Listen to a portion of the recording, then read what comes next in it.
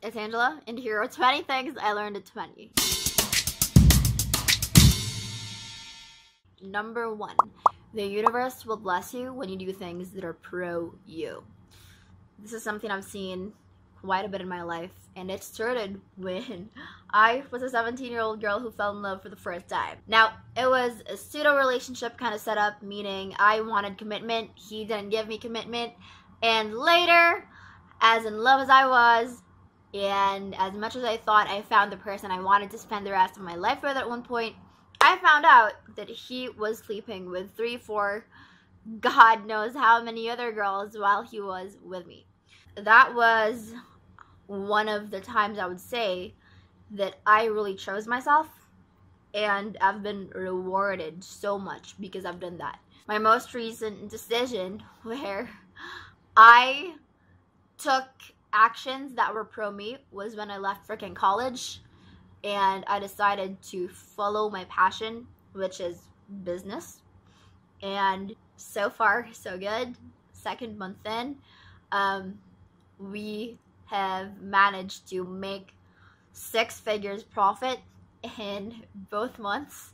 So that's definitely not a bad start, and it definitely feels like such a reward for having followed my inner knowing and for having chosen me over everyone else's opinions. The second thing I learned is, speaking of other people's opinions, when somebody tells you that you can't do something, it's not because you can't do it.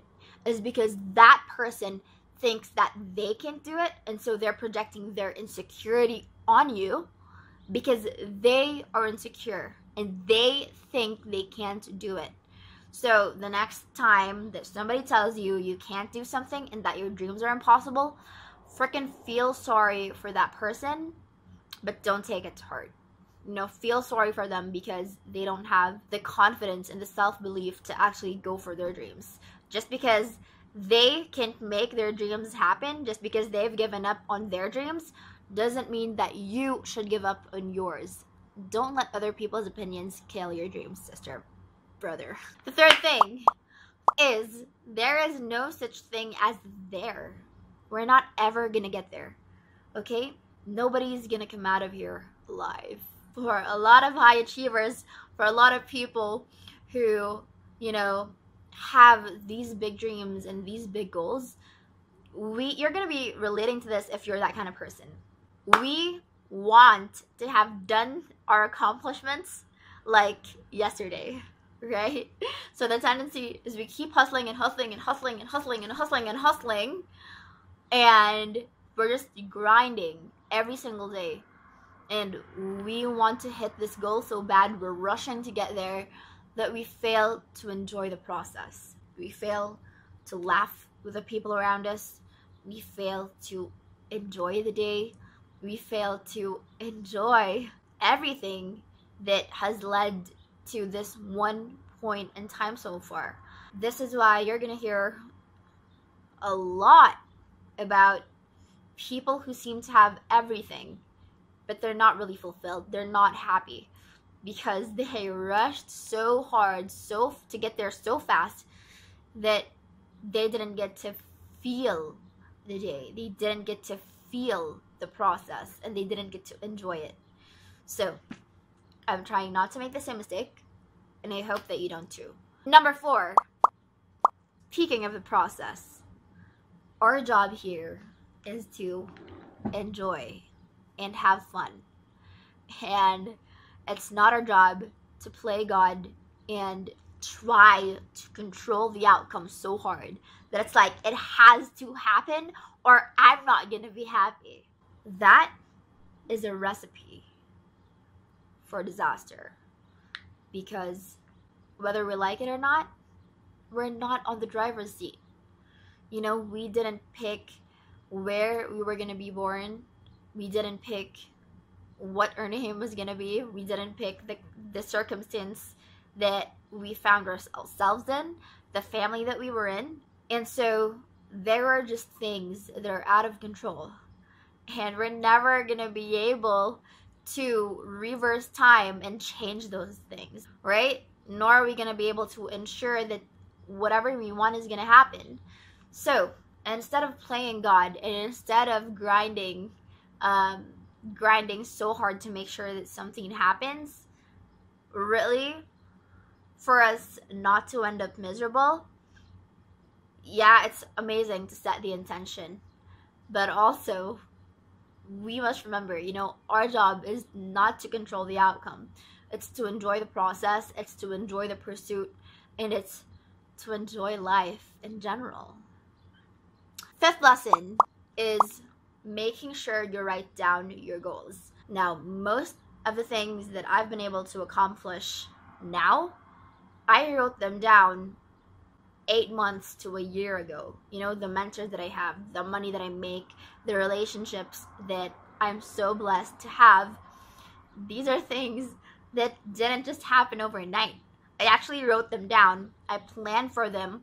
I tried to look for things that will help me get there. And it might sound a little woo-woo, and I'm not saying that if you write down your goals, they're sure to happen. You actually need to take the action. But what happens is when you write down your goals, you're able to remember. And you're able to really activate your reticular activating system so that you notice the opportunities, you notice the people, you notice what can help you get there. So definitely write your goals down. There was this study, right, where researchers or whoever did this took a class and they asked the class, do you write down your goals? What do you do when you're goal setting? And only 3% or 5%, I might be butchering this, sorry, 3% of that class wrote down their goals. Now, these people, tracked them, kept up with them, really followed through and followed up with these people. Some of them, they went on to become different things. Now, some decade or two later, these researchers found that the 3% who wrote down their goals were actually more successful than the rest of the 97% combined. They were richer. Those 3%, they were richer than the 97%. They were happier. They were more fulfilled. I'm not saying that your goals are going to come true when you write them. Of course, again, you got to take action, but they're more likely to come true when you've written them down on paper, because that shows the intention. Next is number 6. Your hardest times, more often than not, they're going to be your biggest blessings. They may not feel that way. They may feel like the world is crashing down, that God hates you, that you're just, you have the worst situation, you have the worst circumstance ever given to anyone, ever. It's not just me saying this. You actually hear this a lot from even more successful people. It's that their rock bottom actually propelled them to greater heights. And so when you're having one of those days, what could help you out is thinking that this just might be what you need for you to go to that whole new level. And so think of it as a blessing in disguise. There's always a silver lining, God doesn't hate you. You're not meant to be doomed. You don't have bad luck. It's just maybe you're getting prepared, because we all have different stories. And so that moment could be one of the most compelling points of your story, and it could be the start of you actually getting to the place that you want to be. When you're having a tough day, try to remember that. Lesson number 7 is to not attach your worth to the amount of money that you make. In general, this means do not attach your worth to any external thing, because when that external thing is gone, you're going to feel worthless. And if you're not making the same amount of money that you're used to, and you've attached your sense of self-worth to how much money you made, then it's so freaking volatile. 1 minute you're gonna be the most confident person ever, the next you're gonna feel like you're the most worthless piece of shit ever, right? And it's not just money, it's also attaching your sense of self-worth to how perfect your significant other is and how intelligent you are. You're the valedictorian, how you're, the prom queen or the prom king. If you keep attaching your sense of self-worth to these external things, if something bad happens and you lose them, your confidence and your sense of self-worth goes along with them. Instead of doing that, source your sense of self-worth from the inside. And this is something that I've learned. This is something that you can also learn, but it takes time. Number 8. Lesson number 8. Learn how to sell. I don't care if you don't want to sell. I do not care. Learn how to sell. Because when you're out there in the real world, you're not gonna freaking sell the fact that you're from this college or that this is your dad. You're gonna need to sell yourself. Because think about it. When you're getting hired for jobs, when you're an entrepreneur and the person you want to work with has so many other options, you're gonna need to learn how to sell yourself. And it's not just yourself you have to sell, you also need to learn how to influence people. That is just about, what sales is all about. Even if you're not going to be a salesman your entire life, if you learn how to sell, you have so much more advantage over a lot of people. Because most people, they either don't like to sell and they don't know how to sell. So if you're someone who knows how to influence another person to do what you want, that might mean a raise, a promotion. That might mean, getting the girl or the guy you want to stay with you instead of someone else. It's because you know how to sell yourself. And personally, this is what I've learned. If you're somebody who knows how to sell yourself, the amount of opportunities you can have, it's just so freaking much. So, don't fucking care if you don't like selling, learn how to sell. Next, are we on number 9? Follow your passion. We're not gonna get cliche, we're just like, follow your passion. Following your passion is not enough. You gotta learn how to make money when you follow your passion and when you plan to really make that your source of income. This is why there are so many artists that are not making any money. The cliche of the starving artist. If you don't want to starve, and if you don't want to be a Picasso who's living on the streets homeless, then you better learn how to do business. You better learn how to make money off of your passion. And that's why at number 8, you better learn how to sell. Number 10. Be very careful with the people that you're going to hang out with. You are going to be adapting the values of the people you hang around. If you hang around drug addicts, if you hang around people who just casually have sex with 1,000 other people, then you're most likely gonna have a different set of values. Even if you're the most noble person ever, through the process of adaptation, through the process of osmosis, people are still gonna be able to influence you in a way. So be careful who you hang out with, because it's the most cliche thing ever, but it's true. You are the average of the 5 people you spend most time with. That's how you know if you even have the right people around you. Next lesson, number 11. Wherever you want to go, you are closer than you think you are. And trust me on this. This is based on experience. You're literally just one move away. No, it's not so far out. We have the freaking internet. It speeds things up. It helps you connect to people that you never would have otherwise get connected to. When you use the tools you have and when you just take action, you're gonna get there a lot faster than you think. Don't ever think that it's never gonna happen. Don't ever think that it's gonna happen 20 years from now. Maybe it will. But for most people, you're so much closer to your goal than you think. And so don't ever give up. Number 12 is you can be almost whoever you want to be. And they don't teach this in school, unfortunately. But your sense of self is not fixed. If for some reason I decided to be bisexual by tomorrow, then I'm freaking bisexual tomorrow. If I decide that I want to be successful, if I decide that I want to be, a different version of me, it's not impossible. Because your baby you, were not born with all your traits, with all your skills, with all your values now.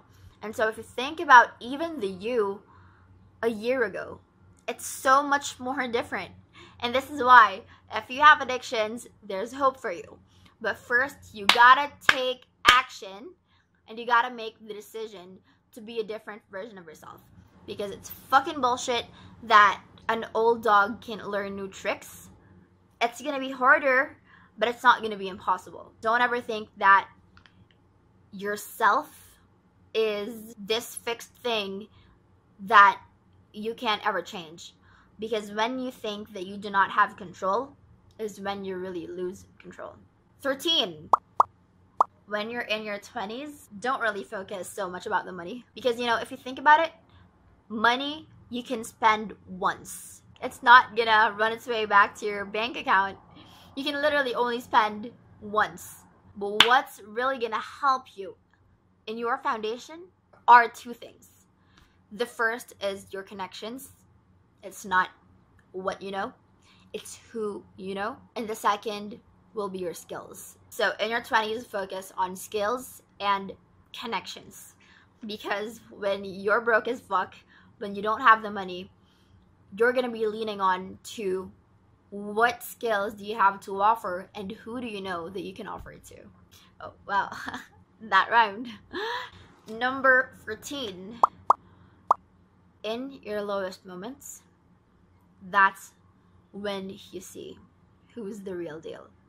And so when everything is going fine, when you're the it girl and when you're the it guy, you're gonna have a lot of friends. You're gonna have a lot of people who want to be associated with you. But when you hit rock bottom, most of these so-called friends that you have now, they're gonna disappear. And so whoever stays with you when you're at your worst, they're the ones who really care about you. They're the freaking real deal. They're the ones that you should keep. Those people who stick with you, even at your worst times, those are your ride and your die, all right? Ride or die. And you know that these people are not just for you because you're popular, because they want something from you. They're with you because you're someone that they consider a friend, or they're with you because they're willing to stay with you no matter what. This is important because sometimes when you have so many options, you have all these people around you, you just have a lot going on. It's easy to lose sight of who matters, and it's easy to just keep up the fake shit with these people who will never really be with you when you're in your tough moments. Number 15. Never trust just the tip. Ever. Number 16 is to spend more time with the people closest to you, because they're never gonna be around forever. You think that you have forever to live when you're young, and you forget that there are people around you that you care about who are getting older. And I'm freaking guilty of this.